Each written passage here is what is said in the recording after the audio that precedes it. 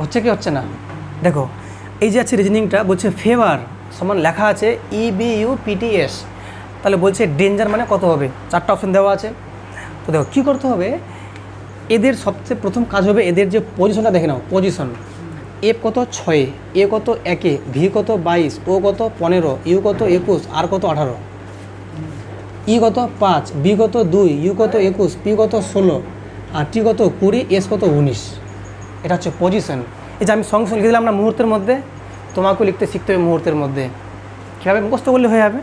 এবার দেখো এখানে 6 আছে না, এরা লিখেছে 5, 1 কমে গেছে তার মানে এখানে -1 করলো।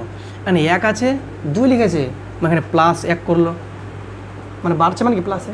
এখানে 22 ছিল ওরা 21 লিখেছে, মানে 1 কমে গেল। 15 ছিল 16 লিখেছে, তো +1। 21 ছিল 20 লিখেছে, -1। 18 ছিল 19 লিখেছে, +1। তারপরে -1 +1 -1 +1 -1 +1। তাই এখানে তো কী হবে, তাহলে সেম হবে। তাহলে ডি কত নম্বরে আছে, 4 নম্বর। এ কত 1, এন কত 14, জি কত 7, ই কত 5, আর কত 18। ঠিক, তাহলে কী করবো এখানে একই জিনিস, -1 +1 -1 +1 -1 +1।